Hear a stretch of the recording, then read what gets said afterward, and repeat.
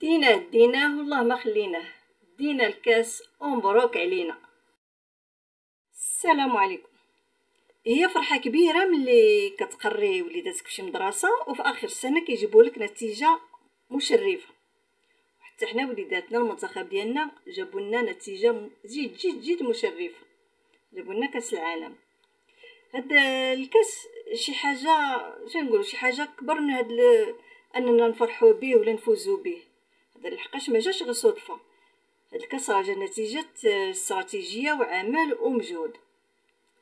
يعني المغاربه هنايا المنتخب ديالنا تبتوا انهم سبوعه ورجاله، ما كانش طريقهم للكاس بالساهل.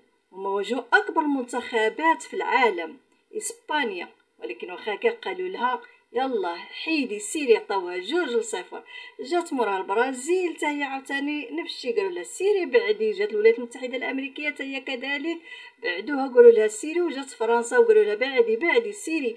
وجات في النهايه الارجنتين اللي هي كلشي كيضرب لها الحساب واللي كلشي عارف بانها على مده طويله وهي كتاخذ في الكيسان، ولكن حتى هي قالوا لها سيري وبعدي من الكاس دابا رجع لينا حنا اللي هنديوه.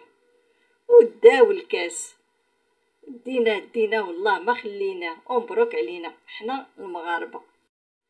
فوز المنتخب المغربي اللي اقل من 20 سنه بكاس العالم ضد المنتخب الارجنتيني يدل على انه اصبح مدرسه كرويه تدرس. حنا كنعرفوا المنتخب الارجنتيني والفوز ديالها الساحق عبر سنوات. هذا التتويج اذا التاريخي للمنتخب غادي يبقى في الذاكره ديالنا حنا كمغاربه وفي ذاكره العالم باجمع. هنايا كنشوفوا الكره المغربيه خدت واحد يعني استورت لواحد الدرجه مهوله، بحيث بدات بالمركز الرابع يعني بالمربع الذهبي مونديال قطر 2022، حيت كانت اول دوله عربيه كتوصل لهذا المركز، مرورا بلقب ابطال افريقيا المحليين، ثم ابطال افريقيا اللي تحت 17 سنه، الى ابطال كاس العالم تحت 20 سنه.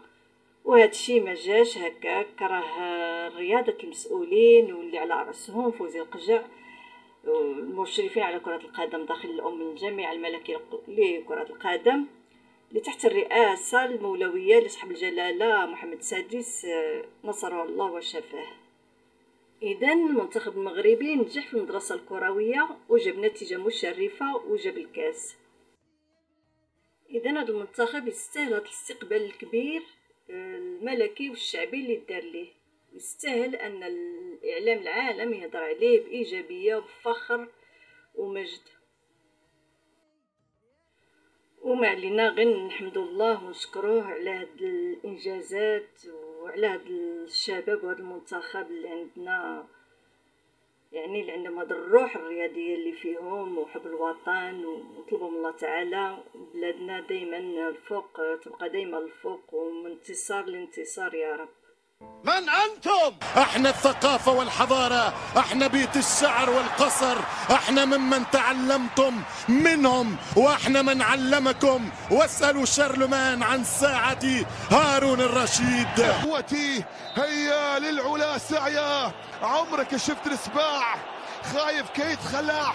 عمرك شفت السباع خايف كي يتخلع؟ هذا ونحن بعيدين، فما بالك بما يحدث في المغرب الآن. لكن والله الذي لا إله إلا هو، ليست إلا مشاعر كل العرب، وليست إلا حاسيس كل العرب، وليست إلا هي بعض مشاعر ما نحس ونشعر به هنا